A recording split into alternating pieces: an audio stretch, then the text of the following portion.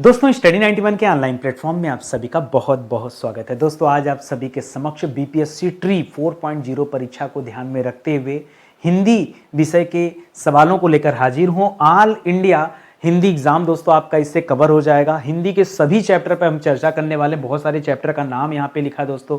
साहित्य स्पेशल हमारी क्लास होने वाली है। आज हमारी कोई पहली क्लास नहीं है, जी हाँ, आज हमारा 41 नंबर का लेक्चर है दोस्तों, 41 नंबर का लेक्चर है। अब तक हम लोगों ने अपनी क्लास में कुल 1200 बेहतरीन सवालों पर दोस्तों चर्चा कर चुके हैं। ठीक है, आज की क्लास अगर आप देखते हैं तो 1230 तक के सवाल आपके तैयार हो जाएंगे। तो आइए देखते हैं कि कितने सवालों का जवाब आप दे पाते हैं। चैप्टर थोड़ा सा टफ मैंने सेलेक्ट किया है, सवाल भी थोड़े कठिन रहेंगे क्योंकि दोस्तों बहुत सारे सवाल आपको पहले पढ़ाए जा चुके हैं। आसान वाले सवाल अब नहीं मिलेंगे, थोड़ा सा लेवल का सवाल मिलेगा। ठीक है, तो बच के रहिएगा, ठीक है, क्योंकि गलतियां बहुत होंगी। अपने साथ एक कॉपी कलम लेके बैठिए, पढ़ने का मजा दोस्तों दोगुना हो जाएगा। और हाँ, एक बात और याद रखिएगा, चाहे आपको पीआरटी का पेपर देना हो, मिडिल का देना हो, टीजीटी या पीजीटी, चारों में से कोई भी पेपर देना हो, ये क्लास आपके लिए सुपर डुपर हिट है। इसको देखिए, फायदा जरूर मिलेगा। एक हमने स्पेशल बैच भी बना रखा है, आप चाहें तो इस बैच को भी ज्वाइन कर सकते हैं। और कई बार मन में आ रहा होगा कि सर हमारा काम तो यहीं से चल जा रहा है। काम ना चलाइए, देखिए सिलेक्शन लेना है। अगर आपको 1% भी डाउट हो रहा है हिंदी में कि नहीं सर मेरा काम नहीं चल पा रहा, तो आपको बैच लेने की जरूरत है। पहले आज आप चैप्टर हल करिए, देखिए 30 में से कितने सवाल जो है आप हल कर लेते हैं। अगर 25 से ऊपर है आपका रैंक नंबर, ठीक है, तब तो मानिए कि नहीं, ठीक है, आप नहीं भी बैच लेंगे तो आपका काम चल जाएगा। लेकिन यदि 25 से कम नंबर आपका आ रहा है किसी भी कारणवश, तो दोस्तों आपको बैच लेने की आवश्यकता है, ये आप ध्यान रखेंगे। चलिए शुरू करते हैं। पहला सवाल दे रहा, हारे को हरिनाम। बहुत ध्यान से पढ़िए और बताइए ये किसकी रचना है। हारे को हरिनाम, ठीक है, हारे को हरिनाम ये किसकी रचना है? राम वृक्ष बेनीपुरी की? बिल्कुल भी नहीं। रामचंद्र शुक्ल जी की? बिल्कुल भी नहीं। जयशंकर प्रसाद? बिल्कुल भी नहीं। माखनलाल चतुर्वेदी? बिल्कुल भी नहीं। यह रचना दोस्तों रामधारी सिंह दिनकर जी की, ठीक है।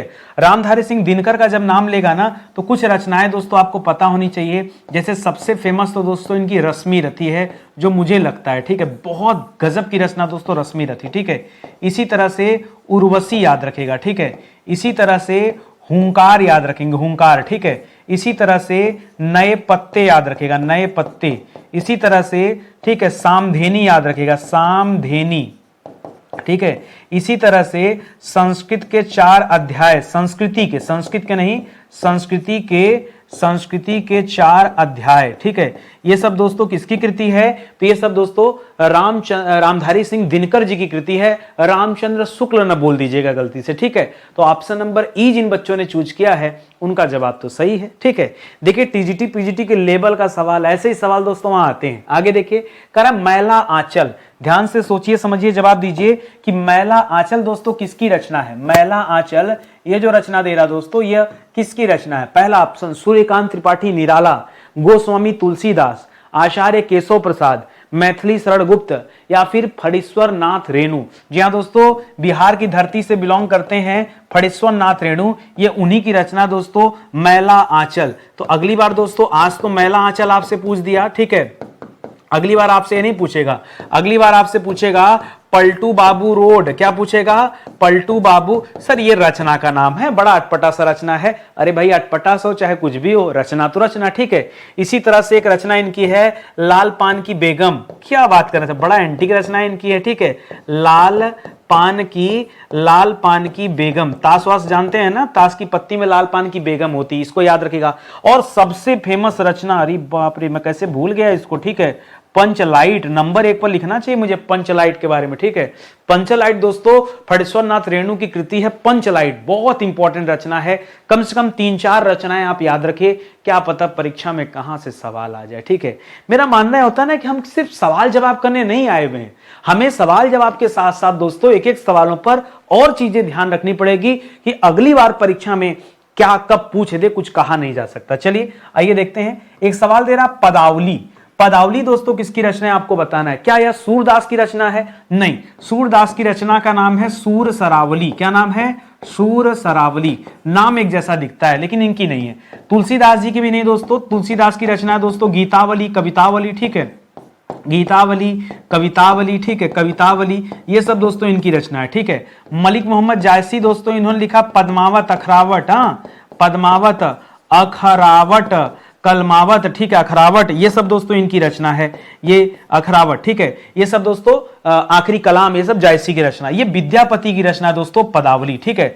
विद्यापति का नाम पढ़ रहे हैं तो याद रखेगा, यहां कीर्तिलता इनकी रचना का नाम याद रखिए, कीर्तिलता याद रखेगा, कीर्ति पताका भी याद रखेगा। कीर्तिलता और कीर्ति पताका ये दो ऐसी इनकी रचनाएं हैं जिन्होंने विद्यापति के नाम को हमेशा हमेशा के लिए अमर कर दिया। दोस्तों इन्होंने मैथिली भाषा का यूज करके पदावली लिखा है, ठीक है, इसीलिए इन्हें मैथिल कोकिला के नाम से भी जाना जाता है। क्या कहा जाता है? इन्हें मैथिल कोकिला उपनाम से दोस्तों भी जाना जाता है। ऐसा ना किसी आप रचना मान लीजिएगा, ठीक है। मैथिल कोकिला के नाम से भी जाना जाता है। मैं किसकी बात कर रहा हूं? मैं विद्यापति जी की बात कर रहा हूं, तो याद रखेंगे। आगे बढ़िए, करा कौन सी रचना अश्वघोष की नहीं है? बाप रे बाप, ठीक है, नहीं वाला सवाल दे दिया। नहीं वाले सवालों से बच के रहिएगा, क्या पता कहां मर्डर कर दिए सवाल। बहुत ध्यान से बताइए। अच्छा ये बताइए, जितना सवाल अभी मैंने पढ़ाया, चौथा सवाल है ना, चौथा सवाल, नंबर कुछ मिला कि नहीं मिला? एक आध दो नंबर तो मिला ही होगा। अरे नहीं मिला तो फिर फटाफट बैच में आ जाना, अब मिल गया तो आगे प्रयास करो। 25 तक चलना है, कैसे भी करके आपको सही करना है, ठीक है। देखिए अश्वघोष की रचना कौन सी है दोस्तों? अच्छा पूछा कौन सी नहीं है, तो महायान तो इन्हीं की रचना है ना, बुद्धचरित भी इन्हीं की रचना है, वज्र सूची भी इन्हीं की रचना है। यहां जो हर्षचरित लिख रहा है दोस्तों, हर्षचरित इनकी रचना नहीं है। हर्षचरित दोस्तों ये बाण भट्ट की रचना है। किसकी रचना है? बाण भट्ट ने दोस्तों हर्षचरित की रचना किया था, कादंबरी की रचना किया था। ये तो हम लोग पढ़े हैं ना दोस्तों। हम पढ़े अश्वघोष। अश्वघोष ने दोस्तों क्या क्या लिखा है? बहुत सारी है। एक तो बुद्धचरित को ना ज्यादातर लोग बुद्धचरितम नाम से जानते हैं। किस नाम से जानते हैं? परीक्षा में बुद्ध चरित न देकर के बुद्ध चरितम लिखा हुआ मिलेगा, या फिर एक रचना लिखेगा सौंदर्यानंद, ठीक है, सौंदर्यानंद, ठीक है, सौंदर्यानंद या सौंदर्यानंदम ऐसे करके मिलेगा। यह भी दोस्तों इन्हीं की रचना है। इसी तरह से एक और रचना लिखेगा सारिपुत्र प्रकरण, ठीक है, सारिपुत्र एक साथ लिखेगा, यहां जगह नहीं तब मैंने ऐसे लिख दिया, सारिपुत्र प्रकरणम, ठीक है, सारिपुत्र प्रकरणम। यह भी दोस्तों किसकी रचना है? यह भी दोस्तों अश्वघोष की रचना है। तो इसे आप ध्यान में रखेंगे। फिलहाल के लिए डी वाला जो है दोस्तों आपका सही जवाब बन जाएगा। अगला सवाल लीजिए, करा हितोपदेश। सर आपने बहुत ज्यादा सवाल रख दिए हैं। अरे भाई 5 सवाल तो रखता हूं, ठीक है, पहले 2 रखता था, फिर 3 रखना शुरू किया, फिर 5 रखना शुरू किया, 50 रखने दो, उसके बाद कम से कम 8 रखूंगा, ठीक है। क्यों दोस्तों? मुझे पता है कि आपको विलोम शब्द सब आ गया है, अब वहां क्वेश्चन बचे नहीं है, तो अनायास का क्वेश्चन शामिल करने का कोई मतलब नहीं है, समझ रहे हैं ना। जो चैप्टर पूरी तरह से समाप्त हो गए हैं उन पे क्यों मेहनत करें? अपनी एनर्जी, अपनी ऊर्जा आपको सही जगह लगाना है, ठीक है। कि हम पढ़ ही रहे हैं तो कुछ अच्छा पढ़े। देखिए आधा मान के चलो आधा घंटा की क्लास है, तो आधा घंटा समय तो आप देने के लिए तत्पर हो ही। यार उस आधा घंटा को हम कितना अच्छा यूटिलाइज कर सकते हैं, ये बड़ी बात है कि नहीं। कितना बढ़िया बढ़िया सवाल आ जाए उसमें। अगर वही घिसे पिटे सवाल दूंगा, संकल्प का विकल्प, राजा का रानी, पिता का माता, माता का पिता, ये सब पूछने वाली बात है। अरे इतना हलवा सवाल तो परीक्षा में आएगा नहीं, और आएगा भी तो आप कर ले जाएंगे। मैं कहता हूं आपका लेवल बढ़ाया जाए, और लेवल बढ़ाने के लिए दोस्तों अच्छे अच्छे सवाल होने चाहिए, ठीक है। तो इसलिए डरिए मत, केवल लड़िए सवालों से। करा हितोपदेश। कल को परीक्षा में अगर 5 सवाल देगा तो क्या आप पलट के पूछने जाएंगे आयोग से कि भैया हमको तो नहीं एहसास था, भरोसा था कि 5 तो आ जाएगा? ये कहने वाली बात है। करा हितोपदेश किसकी रचना दोस्तों? करा विद्यापति जी की नहीं, मंडन मिश्रा जी की नहीं, यह रचना दोस्तों नारायण पंडित की। किसकी रचना दोस्तों? नारायण पंडित। बहुत सारे बच्चे यहां कंफ्यूजन में गलत करेंगे, विष्णु शर्मा मत करेगा। विष्णु शर्मा ने पंचतंत्र लिखा था। क्या लिखा था? पंचतंत्र लिखा था दोस्तों। हितोपदेश जो रचना है ये नारायण पंडित की रचना है। पंडित नारायण या नारायण पंडित एक ही बात है, ठीक है। तो ये नारायण पंडित की रचना है, इनको आप याद रखेंगे। और इनकी एक और कृति है दोस्तों, इन्हें ये गणित के बहुत महान वैज्ञानिक थे, ठीक है। वैज्ञानिक नहीं मतलब गणित के बहुत बड़े व्याख्याता थे, तो गणित कौमुदी नाम से भी दोस्तों इनकी एक रचना आई हुई थी, ठीक है। गणित कौमुदी यह भी दोस्तों एक रचना का नाम है, और आप याद रखेंगे। बाकी हितोपदेश दोस्तों इन्हीं की कृति है। अगला सवाल समास से दे रहा दोस्तों, करा जल समाधि में दोस्तों कौन सा समास है? पहले समास विग्रह करिए, समास अपने आप पता चल जाएगा। जब इसका समास विग्रह करेंगे तो आपको उत्तर मिलेगा जल में समाधि। क्या मिलेगा दोस्तों? जल में समाधि। इसी को कहते हैं जल समाधि। तो में यानी उसके भीतर की बात कर रहा है, भीतर या अंदर की बात कर रहा है, भीतर या अंदर। और दोस्तों आप जानते हैं कि में और पर, ठीक है, में और पर दोस्तों ये किसका पहचान होता है? ये अधिकरण का पहचान होता है। तो यहां पे जवाब क्या हो जाएगा दोस्तों? जवाब हो जाएगा अधिकरण तत्पुरुष समास। आपके सामने ऑप्शन क्या दिया है?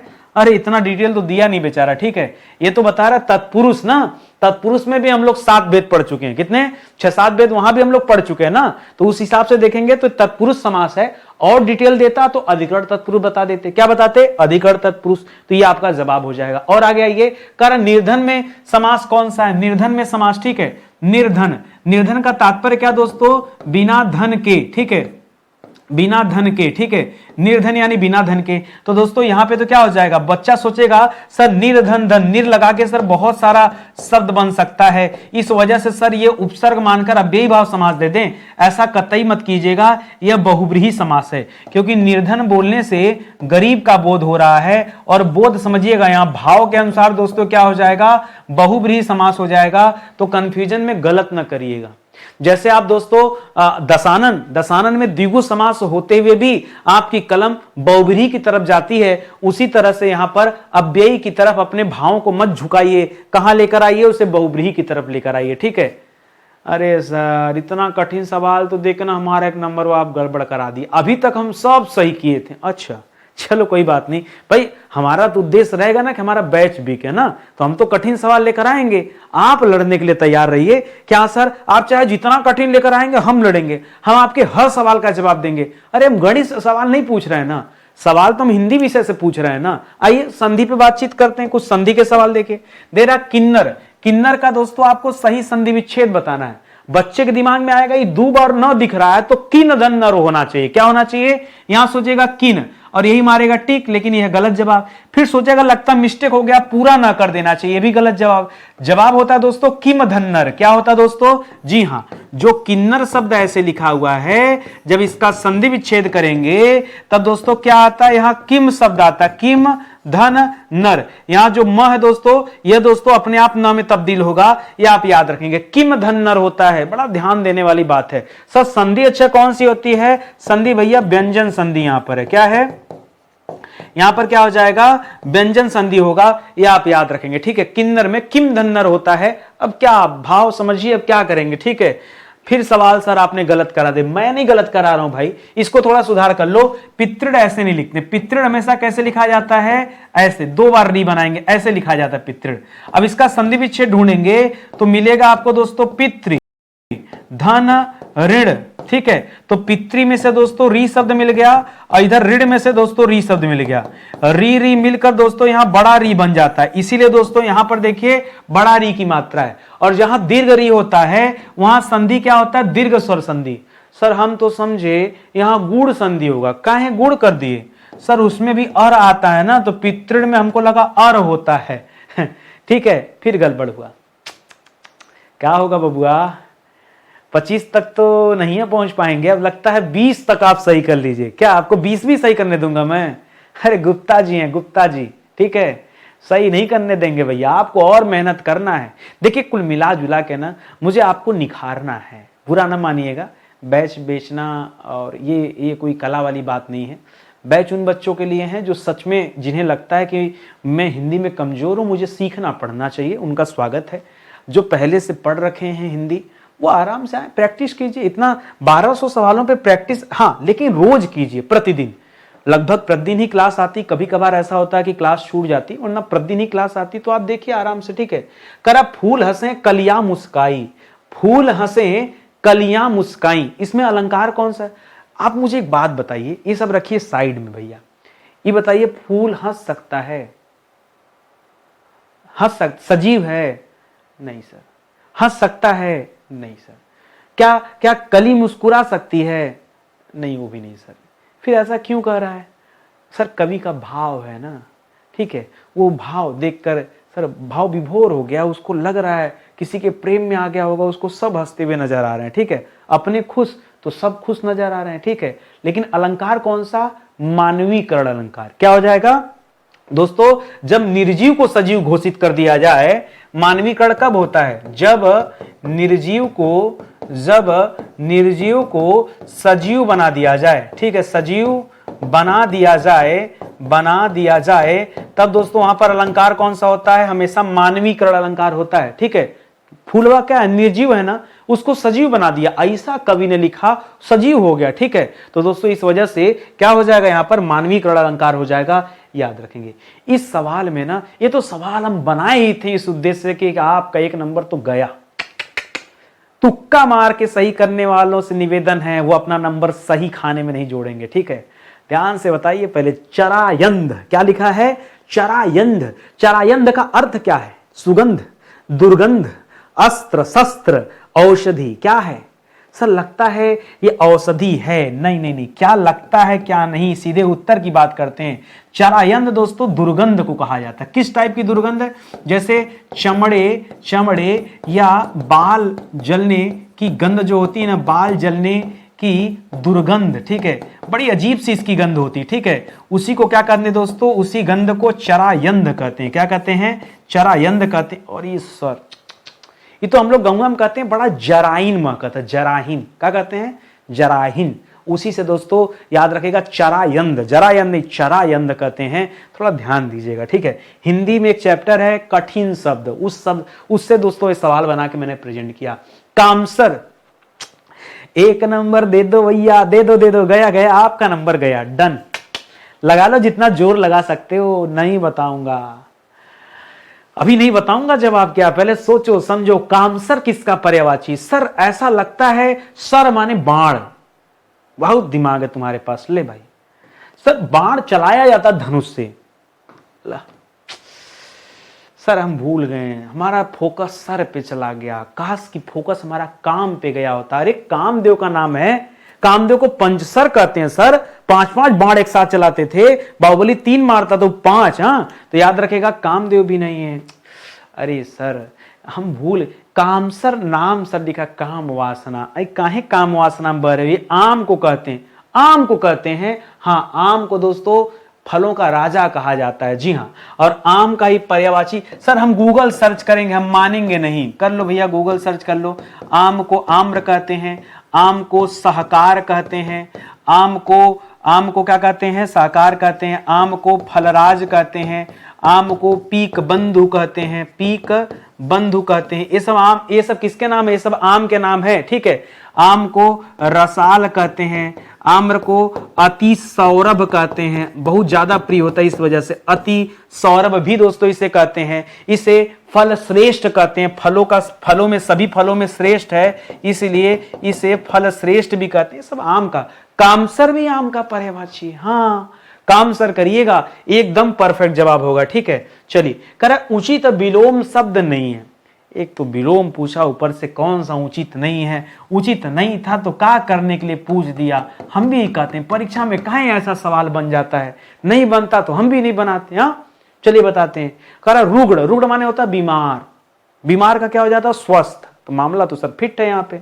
गणतंत्र का राज, सर ईमानदारी से बताए नहीं, गणतंत्र राजतंत्र चक्कर में ना हर बहुत परीक्षा में सवाल गलत होता है। समझ में नहीं आता है कि लोकतंत्र होता है कि राजतंत्र होता है। ठीक है, परेशान मत रहिए, गणतंत्र का उल्टा राजतंत्र सही। ठीक है, आगे देखिए। करा गहन, गहन का पुलीन। इससे आसान भाषा नहीं दे सकते थे जो बच्चों को समझ में आए।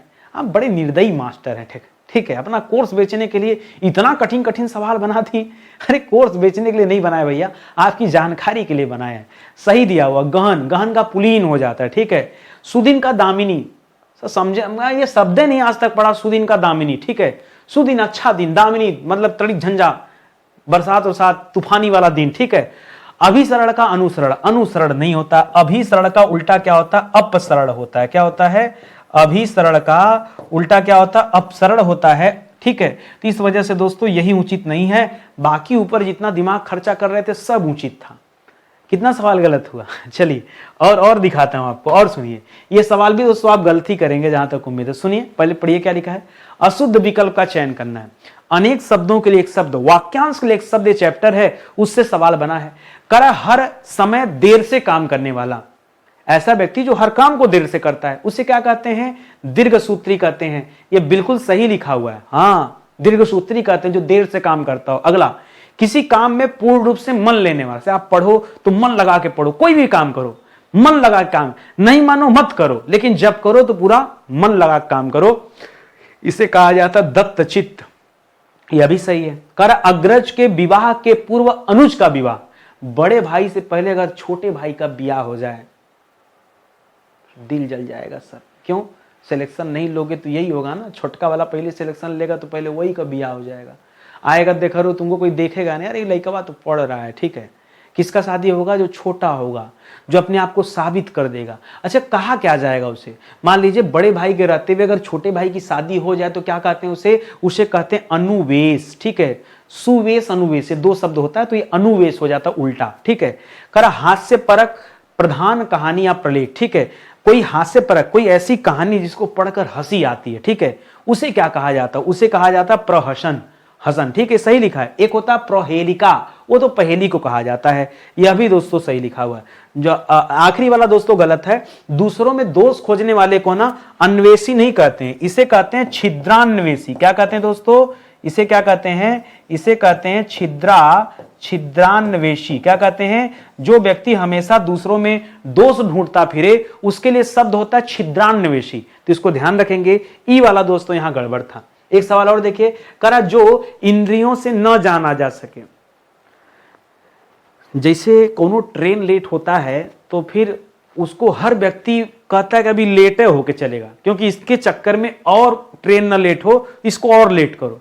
तो जो लेट होता है वो लेट होता जाता है। एक और उदाहरण लीजिए, जो गरीब होता है और गरीब होता जाता है, जो अमीर होता है और अमीर बनता जाता है। सर ये कहां बता रहे हैं? आपका 2-4 सवाल गलत हुआ और गलत होता जाएगा। दिमाग है ना, अब सही दिशा में काम ही नहीं करेगा। फोकस डालिए, फोकस होकर जवाब दीजिए। फिर से गलत होने वाला सवाल, इसीलिए आपको समझा रहा हूं। जो इंद्रियों से न जाना जा सके, करा इंद्रिय जन्य, ठीक है। इंद्रिय जन्य का मतलब होता है इंद्रियों से ज्ञान, ठीक है। इंद्रियों से ज्ञान, जिसका ज्ञान दोस्तों इंद्रियों से हो सके उसे इंद्रिय जन्य कहते हैं, ठीक है। इंद्रिय निग्रह नहीं होता है। जितेंद्रिय मतलब जिसने इंद्रियों को जीत लिया हो, ठीक है। इंद्रियों को जीतने वाला, ठीक है। इंद्रियों को जीतने वाला, ठीक है। इसे इंद्रिय, यहां अतीन्द्रिय हो जाएगा दोस्तों आपका जवाब। जो इंद्रियों से न जाना जा सके उसके लिए शब्द आ जाता अतीन्द्रिय। क्या आ जाता है? अतीन्द्रिय। आंखें बिछाना। सर आपकी क्लास का हम आंखें बिछा के इंतजार करते हैं, लेकिन आप ना कभी कभी ऐसा दिल तोड़ देते हैं, हम क्या बताएं। सुनिए, आंखें बिछाना प्रेम होना नहीं, झिड़की देना नहीं, आपके क्लास की प्रतीक्षा रहती सर, हमें प्रतीक्षा। तो यहां ऑप्शन नंबर सी दोस्तों आपका बिल्कुल सही जवाब हो जाएगा। स्टडी 91 के बारे में सोच के अगर जवाब देंगे ना कुछ भी, तो अपने आप सवाल सही हो जाएगा। करा आकाश से बातें करना। सर आपकी क्लास पढ़ करना एकदम आकाश से बातें करने जैसा हो गया। घमंडी हो गए? नहीं, घमंडी नहीं सर, ठीक है। बहुत ऊंचा होना। आकाश से बातें करना मतलब गगन चुंबी के लिए शब्द यूज होता है, ठीक है। गगन चुंबी, मुंबई में गगन चुंबी इमारतें, गगन को चूमने वाली बड़ी ऊंची ऊंची, तो आकाश से बातें करने वाली इमारतें, ठीक है। तो यहां पर इस आधार पे ऑप्शन नंबर बी जो है ये आपका सही जवाब हो जाएगा। आंख कांधा नाम नयन सुख। अच्छा, आंख से दिखाई नहीं देता नमो नयन सुख, ये तो नाम के विपरीत तो गुण वाली बात हो रही है, ठीक है। एक ही व्यक्ति में अवगुण नहीं, केवल नाम से अच्छा नहीं, ठीक है। गुण के विपरीत नाम, जब व्यक्ति के भीतर गुण के विपरीत नाम हो, नाम नयन सुख है और आंखी से दिखता नहीं है, ठीक है दोस्तों, तब उसके लिए शब्द यूज होता है, मतलब ये लोकोक्ति यूज होती है, मुहावरा नहीं है, ये लोकोक्ति है, ठीक है। अब मुझे मौका दीजिए, एक बार सिर्फ हमारे बैच तक आइए। स्टडी 91 ऑफिशियल हमारा एप्लीकेशन है, उस एप्लीकेशन को डाउनलोड कीजिए, बैच में आइए, डेमो क्लास पे आइए। एक बार ऐसे तो हिंदी पढ़ रहे हैं ना, कई सारे बच्चे जानते हैं कि नितिन सर खाली हिंदी के मास्टर है। एक बार सिर्फ दोस्तों आप मॉडर्न हिस्ट्री के बैच में जाके ना एक डेमो देख के देख लो, ठीक है। ऐसा डेमो जो आपकी नींद हराम कर देगा, बेहतरीन क्लास, ठीक है। आप एक बार जाके देखो, फिर आपको एहसास हो जाएगा, नहीं मैं जिस इंसान को हिंदी का मास्टर समझता था ये एक्चुअली में हिंदी का मास्टर नहीं है, जीएस का मास्टर है, ठीक है। पढ़िए आकर, तब आनंद आएगा। मास्टर किसी विषय का हो क्या फर्क पड़ता है, आपके लिए मजेदार होना चाहिए, बस इतनी बात ध्यान रखें, ठीक है। कर निम्नलिखित में से कौन सा लिंग के अनुसार असत्य है? तो और बवाल कर दिए नितिन सर आज, ठीक है। रोज थोड़ा लिंग में थोड़ा लगता था कि नहीं आज जो है अच्छा लगेगा, लेकिन आज ही दोस्तों हमारी परीक्षा लेने पे तुल गए। आइए शुरू से बात करते हैं। असत्य, बंजारा का बंजारिन सही है। बंजारिन होता है कि बंजारिनी होता है, ज्यादा दिमाग ना लगाओ, सही लिखा है। पंडित का पंडिताइन, हाँ ये तो हमारे मोहल्ला में तो पता है। सेठ का सेठान, सर सेठाइन होता है कि सेठानी होता है? सेठाइन नहीं होता है, ध्यान देना। कोई बच्चा अगर सोच रहा है सेठाइन, ठीक है, सेठाइन, तो दोस्तों ये सेठाइन क्या है? गलत है, सेठाइन मत कीजिएगा, गलत है। गुणवान का गुणवती होता है, गुणवान में हमेशा न के नीचे हलन। और यहां पे जो जवाब होगा, हंस का हंसिनी नहीं होता दोस्तों, जो हंस शब्द होता है इसका हंसिनी होता है, हंसनी नहीं हंसिनी होता, ये होना चाहिए। यहां हंसनी लिखा था ना, तो इसी वजह से दोस्तों इसको काटना पड़ा। अरे सर मात्रा पे जान लीजिए ध्यान नहीं गया ना, गलत हो गया सवाल। मैं आपसे क्यों कहा कॉपी कलम लेके बैठिए, तब आपको सच्चाई पता चलेगा कि आपको आता कितना है। और जब तक ये सच्चाई आपको नहीं पता चलेगी तब तक आप 1200 नहीं 12,000 सवाल भी आप नितिन सर से पढ़ लेंगे ना, कोई आपके दिमाग में घोल के नहीं डाल सकता। ठीक है, जब तक कॉपी कलम लेके नहीं बैठोगे तब तक आपका कुछ नहीं हो सकता, बस ये समझ लो। कह रहा है कि सोहन ने सेब खाया है, यह वाक्य जो दोस्तों कौन से काल का है? सोहन ने सेब खाया है, सेब खाया है जैसे लिखे तो समझिए अभी अभी खाया होगा, तो आसन्न भूतकाल। आसन्न भूतकाल तब होता दोस्तों जब क्रिया अभी अभी पूर्ण हुई हो। ठीक है, जब क्रिया अभी अभी हुई हो, ठीक है, हुई हो या घटित हुई हो, अभी अभी घटित हुई हो, ठीक है, तब दोस्तों उसे क्या कहते हैं? तब उसे आसन्न भूतकाल कहते हैं। ठीक है, तो इस तरह से दोस्तों आपका यह जवाब हो जाएगा, डी वाला उत्तर हो जाएगा। कह रहा निम्नलिखित में से वचन के अनुसार असत्य कौन सा है? वचन के अनुसार दोस्तों गलत कौन सा है बताना है। कह रहा जूता का जूते, आंख का आंखें, कन्या का कन्याएं, चिड़िया का चिड़िया, थाली का थालियां। सब सही है लग रहा है सर, कोनो गलत तो नहीं दिख रहा है। अरे ठीक से पहचानो, जूता का जूते, आंख का आंखें। सर आंख का आंखों कर दें क्या? आंखों में नमी, ना ना ना, आंखों में नहीं होगा, गलती फिलहाल यहीं पे है। लेकिन मैं आपको बताऊं दोस्तों, आंखों नहीं होता है। जो आंख शब्द होता है जब इसका बहुवचन बनाते हैं तब दोस्तों आप लिखते हैं आंखें आंखें, ऐसे। ये बिंदी यहां जरूरी है, यहां बिंदी, और यही बिंदी दोस्तों गायब कर दिया है। इस वजह से इतना सा गलती, ये तो बिंदी नहीं है तो उत्तर गलत हो गया। हाँ, बिंदी नहीं तो उत्तर गलत हो गया। बिंदी बड़ी इंपॉर्टेंट भैया, बिंदी न लिख करके हिंदी से बिंदी गायब कर दो, हाँ तो क्या हो जाएगा? हिंदी का हिंदी हिदी हो जाएगा, हिंदी का हिदी हो जाएगा। बिंदी लगाओ भैया, बिना बिंदी का नहीं कुछ चलेगा। माता जी के पैर में दर्द है, इस वाक्य में दोस्तों कौन सा कारक है? कारक वाला तो सर रोज आप गलत कराते हैं, हम क्या बताएं। अरे सोचो थोड़ा सा। सर माता जी के पैर में दर्द हो रहा है, देखिए मेन दर्द वाली बात है, और वो दर्द कहां हो रहा है दोस्तों? पैर में हो रहा है। ठीक है, माता जी के पैर में। ठीक है, तो दोस्तों अब दर्द को सोचेंगे तो सोचेगा बच्चा अधिकरण की तरफ चले, क्योंकि पैरवा के भीतरा अंदरवा कहीं दर्द होता। उतना अंदर कहीं जा रहे हो, थोड़ा बाहर आओ, संबंध कारक करो। यहाँ पे पैर का संबंध माता जी से, तो माता जी का पैर, हाँ तो याद रखेगा यहां पर दोस्तों इस के आधार पे आपको बताना है। ठीक है, तो याद रखेगा क्या हो जाएगा? संबंध कारक, क्योंकि आपने पढ़ा है कि संबंध कारक में काकी के, नानी ने, रारी रे, इस तरह से दोस्तों शब्द आते हैं, तो पहचान चिन्ह होता वो संबंध कारक का। ठीक है, आगे देखिए, कर अव उपसर्ग से बना शब्द नहीं है। वाह नितिन सर वाह, मान गया आपको, एकदम तुल गए बेइज्जती करने पे। नहीं नहीं नहीं, बेइज्जती नहीं कर रहा हूं, हाथ जोड़ के नहीं, मैं अपने बच्चों की बेइज्जती क्यों करूंगा? मैं केवल आपके अंदर से अज्ञानता को दूर कर रहा हूं। है तो बेइज्जती अपने भाषा में घुमा फिरा के बोल रहे हैं। अ उपसर्ग से बना, उपसर्ग कहां लगता है बच्चों? सर ये लगता है शब्द के प्रारंभ में, शब्द के प्रारंभ में। घबराते क्यों? निकालो यहां से ना।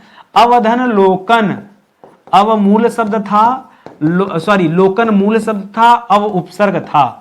अवधन मानना, ठीक है, ठीक है, ये हो जाएगा अवधन मूल्यन। क्या हो जाएगा? अवधन मूल्यन। ठीक है, अवधन धान, अवधन सधन अवधान, उसी तरह से अवधन धान होता है, अव भी होता है। अवधि में दोस्तों नहीं होता, अवधन धी करके क्या करोगे? ठीक है, अवधि भाषा है। ठीक है, और इसमें कोई उपसर्ग नहीं है, यहां पर ई वाला दोस्तों आपका जवाब हो जाएगा। बच्चों को ऐसा अवधान में भी कुछ गड़बड़, अरे गड़बड़ छोड़ो, जो ज्यादा गड़बड़ नहीं दिख रहा तुमको उसके पीछे पड़ गए। करा इत प्रत्यय से बना शब्द कौन सा नहीं है? फिर लो नहीं वाला। और प्रत्यय दोस्तों कहां लगता है? यह शब्द के अंत में लगता है। कहां लगता है? शब्द के अंत में लगता है। ठीक है, दंडित, तो दंडित में तो दोस्तों इत प्रत्यय दिख ही रहा होगा। व्यथित, इसमें भी इत प्रत्यय है। द्रवित, द्रवधन इत बराबर द्रवित। अहित दोस्तों नहीं है। उपस्थित में दोस्तों इत प्रत्यय आएगा। अहित दोस्तों क्या है? यह तो मूल शब्द है। ठीक है, इसमें उपसर्ग है, मूल शब्द भी नहीं। इसमें क्या है दोस्तों, इसमें उपसर्ग है। उपसर्ग क्या है दोस्तों, उपसर्ग है अधनहित। अधनहित बराबर अहित हो जाता है, तो अ उपसर्ग है न कि प्रत्यय। आपको प्रत्यय ढूंढना था, इस आधार पे दोस्तों डी वाला उत्तर क्या हो जाएगा, गलत हो जाएगा। चलिए अब यहां देखते हैं दोस्तों, वाक्यों को तार्किक क्रम में दोस्तों व्यवस्थित करना है। कह किसान अपनी फसल के लिए उचित दाम की मांग कर रहे थे। फसल तैयार होने के बाद किसान मंडी में पहुंचे। सरकार ने किसानों की समस्या सुनने के लिए बैठक आयोजित की। किसानों को उनकी फसल का उचित मूल्य मिल गया। किसानों ने अपनी फसल मंडी में बेची। अब आपको सिस्टम पता होना चाहिए पहले कि इसमें से कौन सा काम पहले होता है। सबसे पहले दोस्तों फसल तैयार होने के बाद किसान मंडी में जाएंगे, तो याद रखिएगा उस आधार पे 2 नंबर वाला ऑप्शन जो है वो पहले लिखा जाएगा। फसल तैयार हुआ, किसान फसल को लेके कहां चले जाएंगे, मंडी में। मंडी में जाएंगे, पहले मंडी में किसान फसलों को बेचते हैं, ठीक है, ये दूसरा स्टेप होता है। तो याद रखेगा इस आधार पे यहां फसल बेचने का काम होगा। तो पहले दोस्तों मंडी में पहुंचा जाएगा, फिर फसल को बेचा जाएगा, ठीक है। लेकिन जब उन्हें उचित मूल्य नहीं मिलेगा तब दोस्तों विरोध करेंगे। तो अब क्या करेंगे, जब वो बेचने जाएंगे तो वहां उचित दाम की मांग करेंगे कि हम इतने में नहीं इतने में बेचेंगे, तो उचित दाम की मांग करेंगे। अब क्या होगा, अब सरकार क्या करेगी, उनकी समस्या को सुनने के लिए एक बैठक आयोजित करेगी। तो यहां 3 नंबर होगा। अंतिम में दोस्तों जब उनकी समस्या समाधान हो जाएगा तो किसानों को उचित मूल्य मिल जाएगा। इस तरह से 4 हो जाएगा। तो 2 5 1 3 4 ऑप्शन ढूंढ लीजिए। 2 5 1 3 4 ऑप्शन नंबर 1 ही सही हो गया, ठीक है। तो इस तरह से दोस्तों समझेंगे, जब भी तार्किक क्रम आए उनको सेट कीजिए अपने अनुसार। यह आपके भाव पर निर्भर करता है, आपके विवेक पर निर्भर करता है, आपके बुद्धि पर निर्भर करता है कि आप इसे किस तरह से करेंगे। चलिए आगे बढ़ते हैं। अगला सवाल दोस्तों सीधा हम आ रहे हैं एक गद्यांश को पढ़ने। और गद्यांश पढ़ने से पहले मैंने आपको सिखाया कि पहले आप सवाल पढ़िए। सवाल दिया है कि 1857 के विद्रोह के असफल होने का मुख्य कारण क्या था। विदेशी हस्तक्षेप, आर्थिक समस्या, आपसी समन्वय की कमी, क्रांतिकारियों की कमी या नेताओं की अनुपस्थिति। क्या कारण था, गद्यांश पढ़िए, जवाब दीजिए।